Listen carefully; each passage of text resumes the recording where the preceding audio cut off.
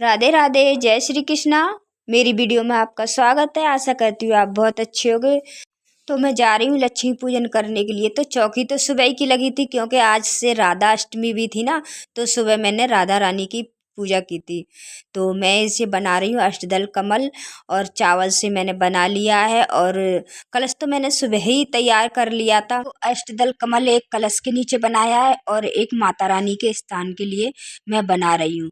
तो चावलों से हमें ये खंडित नहीं चावल होने चाहिए, तो चावलों से मैंने अष्टदल बना लिया है। और यहाँ पर करूँगी मैं माता रानी को विराजमान। तो हल्दी रोली डाल के नहीं, और मैं अपनी माता रानी को विराजमान कर दूंगी।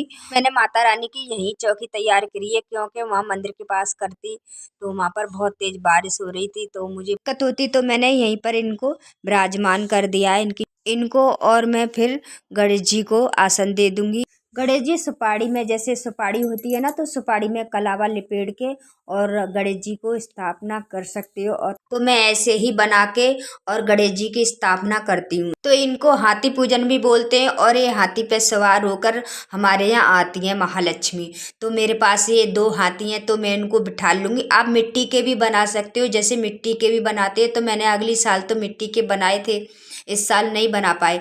मेरे पास थे तो मैंने इन्हीं को विराजमान कर लिया है। मैं इन्हीं की पूजा करूंगी। महालक्ष्मी 16 दिन के लिए आती हैं हमारे यहाँ, और सुख शांति धन धान्य को देने वाली हैं। तो इनकी हर साल, मतलब 16 साल तक इनकी सेवा पूजन करना चाहिए। तो मैंने 16 साल तक इनकी सेवा पूजन करूंगी, और मैंने अगली साल से उठाया है इस व्रत को। और बहुत अच्छा व्रत है। आप 16 दिन तक नहीं कर सकते तो 3 दिन कर सकते हो, जैसे शुरुआत का और लास्ट का, और एक बीच में पूर्णमासी आती है उसका। और इन्हें 16 की संख्या में सारा श्रृंगार चढ़ाना पड़ता है। और जो भी आप पे है, अगर एक एक सामान नहीं हो पा रहा है, तो तुम सारी चीज़ें जैसे 16 की संख्या में चढ़ा दो। और तो मैंने चुनरी चढ़ा दी है, फिर मैं फूल चढ़ा रही हूँ माता रानी पे।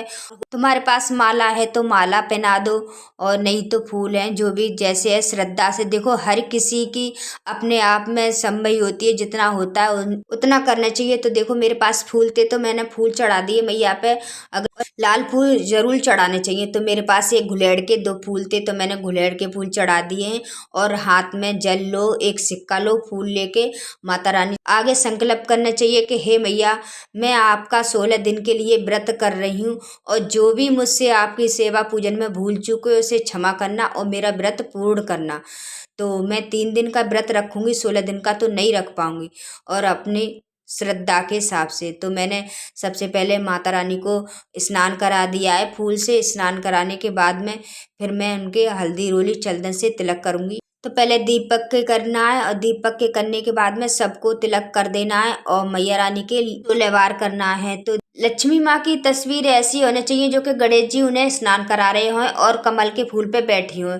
तो ऐसी ही तस्वीर की मैया रानी की सेवा करनी चाहिए। या और नहीं तो आप हाथी पे, जैसे माता रानी हाथी पे भी बनाई जाती हैं, तो इन्हें गजलक्ष्मी के रूप में हमें इनको पूजते हैं। तो सबसे पहले हम गणेश भगवान को कलावे रूप में जनेऊ पहना देंगे और वस्त्र पहना देंगे। तो मैंने उनको कलावे रूप से जनेऊ और वस्त्र पहना दिया है, और मैया रानी को भी पहना दूंगी मैं। वस्त्र पहना देंगे और इत्र लगा देंगे। इत्र हमें जरूर लगाना चाहिए माता रानी के लिए। इत्र तो जरूर लाना चाहिए। श्रृंगार में भी इत्र लाना चाहिए, तो रोजाना उनके इत्र लगाना चाहिए। तो देखो, ये मैं 16 श्रृंगार लाई हूँ माता रानी के।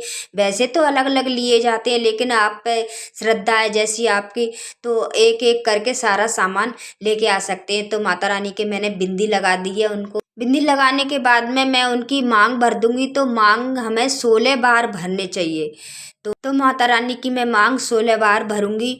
और तो हमें पहले ही दिन श्रृंगार ला के रख लेना चाहिए और चढ़ाना चाहिए माता रानी पे, जिससे कि हम उनका रोज श्रृंगार कर सकें। आप रोज को मांग भरनी है 16 बार मैया रानी की, और रोजाना इत्र लगाना है।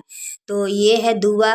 तो मैं दुआ चढ़ाऊंगी, हमें रोज 16 दुआ चढ़ानी है। तो मैंने सुबह ही तोड़ के रख ली थी, और साफ अच्छे से शुद्ध तोड़ के हमें रख लेने चाहिए। और माता रानी की जब पूजन करें तो उनको चढ़ा देने चाहिए। तो मैंने चढ़ा दिए गजलक्ष्मी पर। और देखो, मैंने इत्र लगाया नहीं था, तो मैंने बाद में लगाया इत्र मैया के। और आपको जब वस्त्र पहनाओ जब ही लगा देने चाहिए। तो मैं सबके इत्र लगा दूंगी। और इत्र हाथ से भी, मैं तो हाथ से लगा रही हूँ। अगर आपको जैसे रुई होती है ना, तो उसमें लगा के आप मैया रानी को इत्र लगा सकते हो। देखो तो 16 रूप में मैंने, मेरे पास मखाने थे ना, तो मैं मखाने चढ़ा दूंगी 16 संख्या में। तो 16 में मैं चढ़ा रही हूँ मखाने। और मिश्री है, मिश्री आप पे जैसी मेरे पास ऐसी मिश्री तो मैं ये मिश्री उनको 16 दाने से चढ़ा दूंगी। तो जो भी संख्या में 16 चढ़ानी चाहिए, और कुछ फल। और तो मैंने ये भोग लगा दिया है मैया रानी को। अब हम बनाएंगे 16 गांठ का धागा।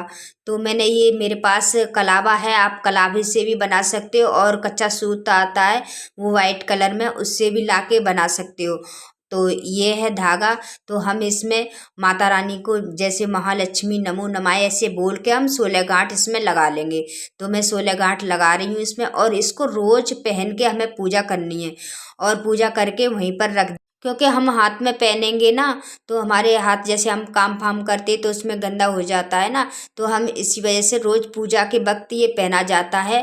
पूजा के वक्त पहनने के बाद में फिर हम खोल के वहीं पर रख देते हैं, और इसका भी पूजन करना चाहिए।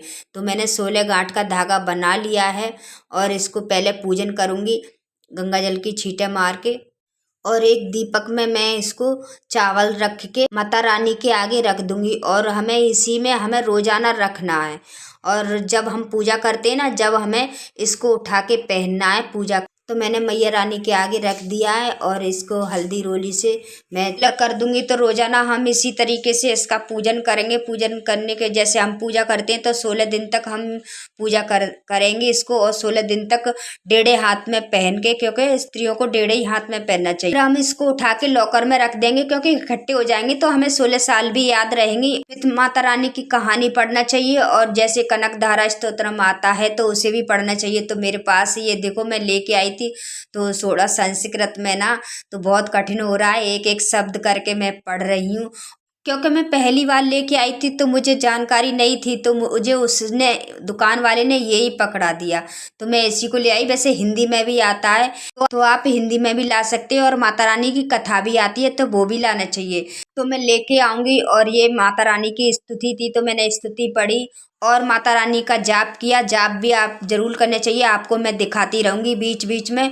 तो मैंने जाप किया, जाप कर आप कर सकते हो ह्रीम श्रीम ह्रीम कमले कमलाए प्रसिद्धे प्रसिद्धे महालक्ष्मी नमो नमाय, ये भी कर सकते हो आप, और श्रीम श्रीम भी कर सकते हो। तो मैं आरती करने के बाद में आरती दे दो और क्षमा याचना कर लो। तो आज के लिए इतना ही। और मेरी वीडियो अच्छी लगी है तो लाइक करना, सब्सक्राइब करना। राधे राधे, जय श्री कृष्णा, जय माँ लक्ष्मी।